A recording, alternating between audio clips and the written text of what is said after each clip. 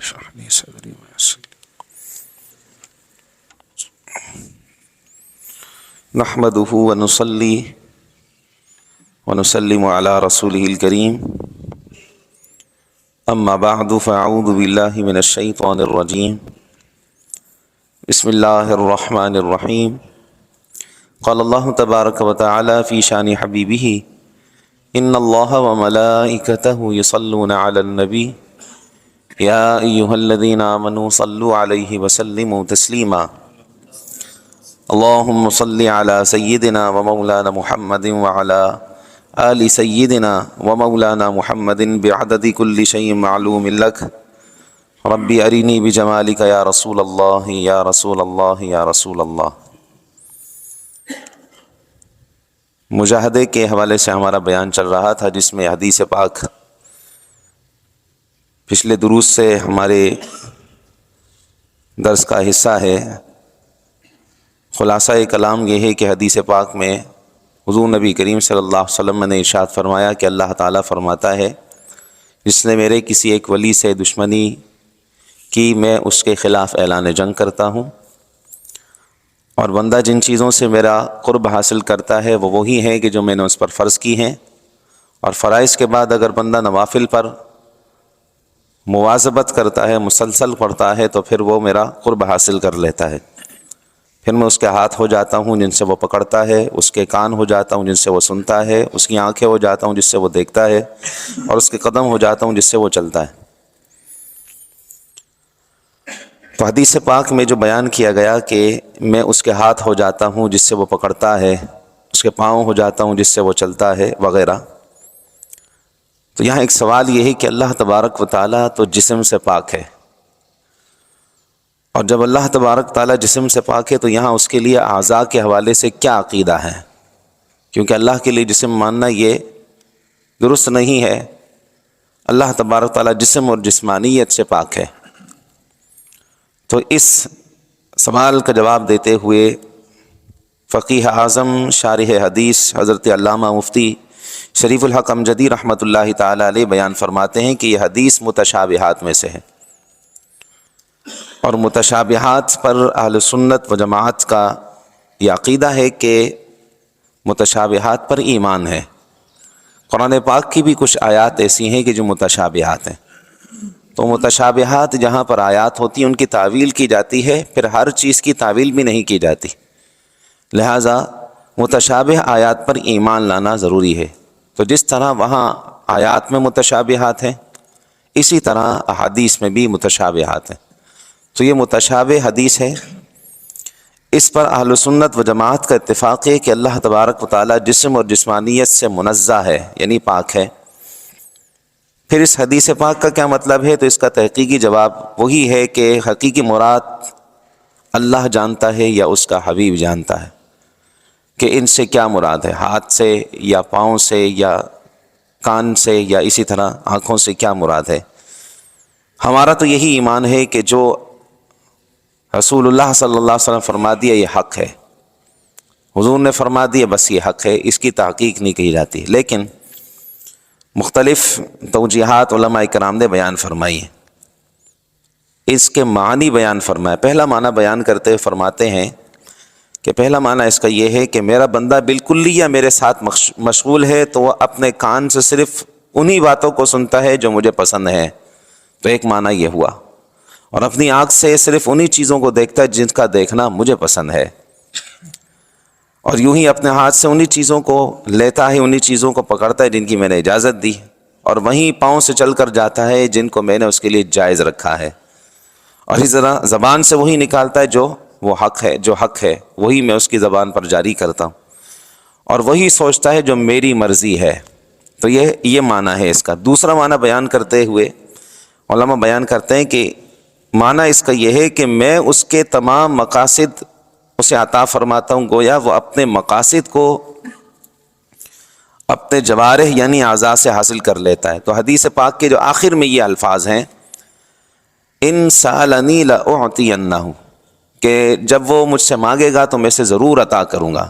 تو یوں اس کے جوارح کے ذریعے، اس کے اعضاء کے ذریعے میں اس کو عطا کر دیتا ہوں.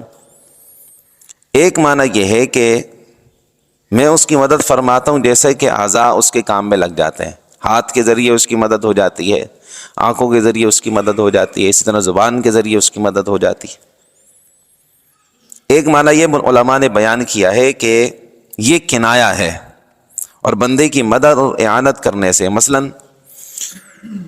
جیسے کوئی شخص کسی مقام پر ہو اور اس پر کوئی دشمن حملہ کرے، تو جیسے ہی دشمن حملہ کرے گا تو آٹومیٹکلی اس کے جو اعضاء ہیں وہ اس کے دفاع میں کھڑے ہو جائیں گے۔ اگر سامنے سے آ رہا ہوگا تو ہاتھ اس کے سامنے آ جائیں گے، پیچھے سے تو قدم اس کے ساتھ دیں گے، بندہ بھاگنے لگ جائے گا۔ تو جب دشمن حملہ کرتا ہے تو اس کے جو اعضاء فوراً اس کی مدد کرتے ہیں، تو اسی طرح اس کی مدد کرنے سے پہلے اللہ تبارک تعالیٰ بندے کی مدد فرماتا ہے۔ تو یہ ایک معنی یہ ہے۔ امام فخر الدین رازی رحمۃ اللہ تعالیٰ علیہ سورہ کہف کی تفسیر میں اسی روایت کو بیان کرتے ہیں، اور اس کے تحت لکھتے ہیں کہ اس کی قوت سماعت سے مراد یہ ہے کہ اللہ تعالیٰ اس میں اضافہ فرما دیتا ہے۔ تو عام آدمی کی جو قوت سماعت ہے اس کی ایک لمٹ ہے، ایک حد ہے، لیکن جب اللہ تعالیٰ اس میں اضافہ فرما دے تو اس کی حد میں اضافہ ہو جاتا ہے۔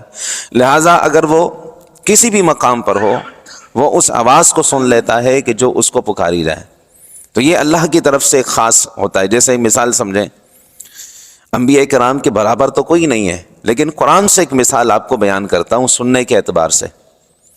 حضرت سلیمان علیہ السلام لشکر لے کر چل رہے ہیں، ساتھ میں آپ کے لشکر ہے، تو قرآن پاک میں ہے فَتَبَسَّمَ ضَاحِكًا مِّن قَوْلِهَا، حضرت سلیمان علیہ السلام نے چونٹی کی آواز سن لی اور اس پر آپ نے تبسم فرمایا اور آپ نے اونچی آواز میں ہنسا۔ تو آپ نے سنا تو اس لیے ہنسے نا، ورنہ آج تک اس دنیا کے اندر کوئی ایسا آلہ نہیں بنا کہ جو چونٹی کی آواز کو کیچ کر سکے، سن سکے۔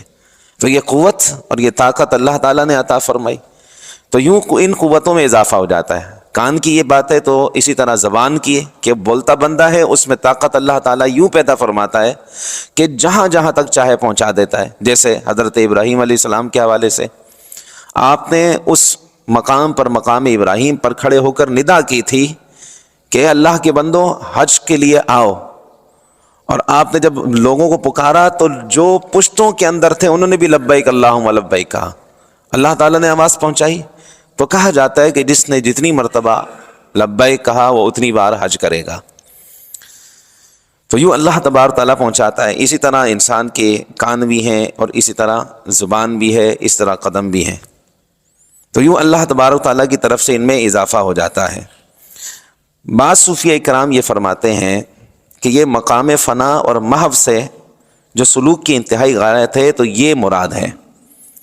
راہ سلوک کی انتہائی غایت ہے مقام فنا، کہ انسان فنا ہو جاتا ہے پھر اپنے رب کی محبت میں، یعنی اپنے نفس کو مار دیتا ہے، پھر اس کا چلنا، اس کا اٹھنا، اس کا بیٹھنا اللہ کی رضا کے لیے ہوتا ہے۔ تو یہ ایک مقام ہے، تو یہ اس کی غایت انتہا ہے کہ اللہ تعالیٰ اس کو بیان فرمائے کہ جب بندہ میرا اس مقام تک پہنچتا ہے تو پھر میں اس کے ہاتھ ہو جاتا ہوں، میں اس کے قدم ہو جاتا ہوں، میں اس کی زبان ہو جاتا ہوں، میں اس کے قدم ہو جاتا ہوں، وہ چلتا ہے۔ یوں اس انداز میں یہ مقام ہے۔ اس سلسلے میں ایک روایت، ایک واقعہ ہے جسے الروض الفائق کتاب ہے، اس کی المجلس الثانی عشرہ 12ویں مجلس کے اندر یہ ایک واقعہ بیان کیا گیا ہے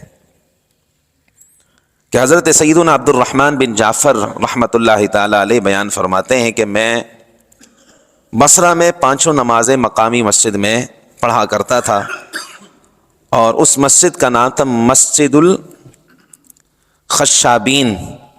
خشاب کہتے ہیں لکڑی کو، خشابین وہ لوگ کہ جو لکڑی والے ہیں۔ تو مسجد الخشابین کا معنی یہ ہوا کہ یہ مسجد لکڑی بیچنے والوں کی مسجد ہے۔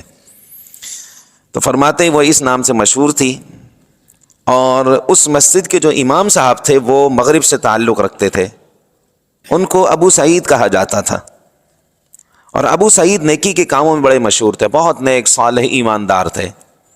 یہ واقعہ بڑا توجہ سنیے گا، بڑا ایمان افروز واقعہ ہے۔ حضرت سیدنا عبد الرحمن فرماتے ہیں کہ میں فجر کی نماز انہی کے پیچھے پڑھتا تھا، بڑی اچھی اللہ تعالیٰ نے ان کو لحن عطا فرمایا، اور وہ فجر کی نماز کے بعد درس بھی بیان بھی دیا کرتے تھے، درس بھی دیا کرتے تھے۔ فرماتے ایک سال حج کے لیے میں روانہ ہوا اور شدید گرمی کا سال تھا۔ عام طور پر رات کو میں اپنے دوستوں کے ساتھ آگے نکل جاتا رات میں، اور آگے کہیں جا کر آرام کرتا، سوتا تھا کہ اتنے میں میرے دوست پیچھے سے آرام سے چلتے ہوئے مجھ تک پہنچتے تھے۔ کہتے ہیں ایک مرتبہ ایسا ہوا کہ میں ایک ایسی جگہ پر سو گیا کہ دوستوں کو نہ ملا، اور میں سوتا ہی رہ گیا، دوست آگے بڑھ گئے۔ اب جب دوست آگے بڑھ گئے میں اٹھا تو سورج طلوع ہو چکا تھا۔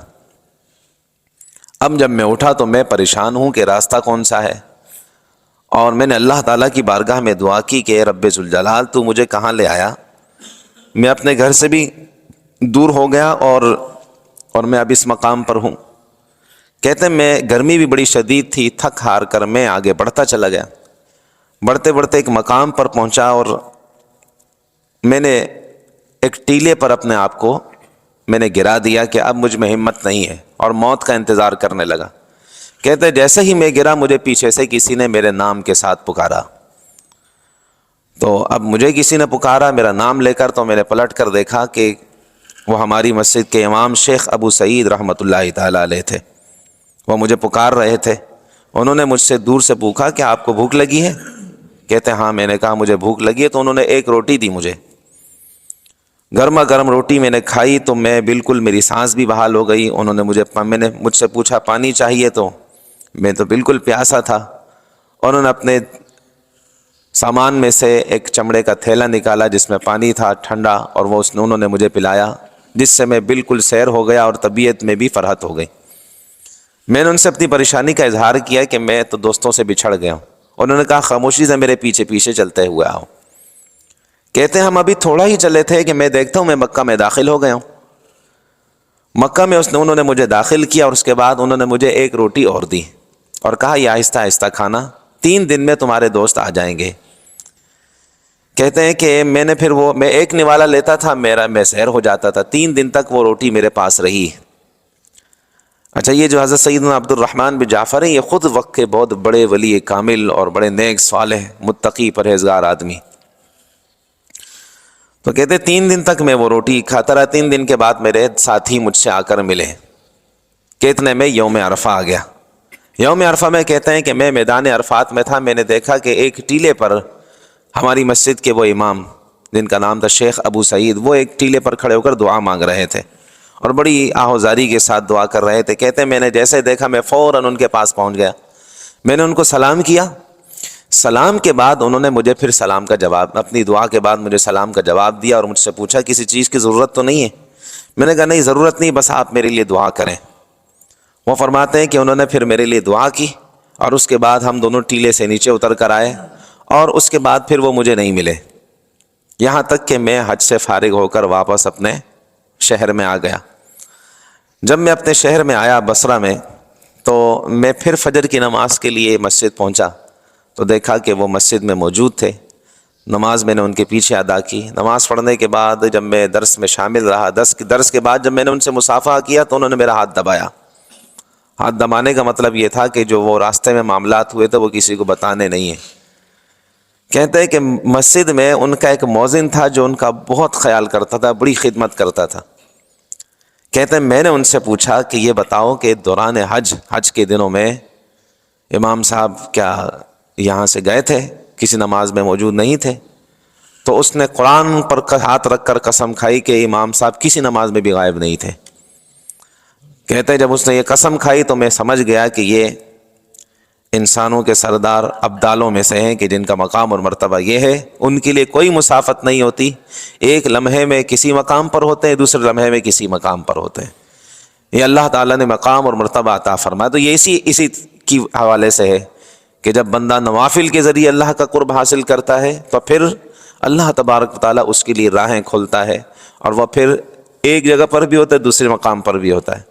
تو اس لیے یہ مقام اور مرتبہ اللہ تعالیٰ خاص لوگوں کو عطا فرماتا ہے۔ بعض لوگ اپنے آپ کو بھی اس مقام اور مرتبے کے حامل سمجھتے ہیں، اپنے منہ سے اپنی شان بیان کرتے ہیں، ہم فلاں جگہ پر نماز پڑھتے ہیں اور فلاں جگہ پر ہم نماز پڑھتے ہیں۔ اپنے محلے کی مسجد میں جو بندہ نماز نہ پڑھے وہ کہیں بھی نماز نہیں پڑھتا۔ تو یوں اپنے آپ کی اپنی شان بیان کر رہے ہوتے ہیں بعض جعلی صوفیہ، تو اس سے ہمیں اجتناب کرنا چاہیے۔ تو یہ حدیث پاک میں بیان کیا گیا کہ بندے کی یہ اللہ تعالیٰ شان بیان فرماتا ہے، پھر بندہ اللہ سے جو مانگتا ہے اللہ تعالیٰ فرماتا ہے میں اس کو عطا فرماتا ہوں۔ اللہ تعالیٰ ہمیں صوفیہ کرام کے نقش قدم پر چلنے کی توفیق عطا فرمائے اور اپنے ظاہر اور باطن کی اصلاح کرنے کی توفیق عطا فرمائے، آمین بجاہ سید المرسلین۔ الحمدللہ رب العالمین والعاقبۃ للمتقین والصلاة والسلام علی اشرف الانبیاء وسید المرسلین وعلی آلہ وصحبہ اجمعین۔ اللہم ربنا زدنا علما نافعا وعملا صالحا ولسانا ذاکرا وقلبا خاشعا وبدنا صابرا ورزقا واسعا، وصلی اللہ تعالی علی حبیبہ سیدنا محمد وآلہ وصحبہ اجمعین برحمتک یا ارحم الراحمین۔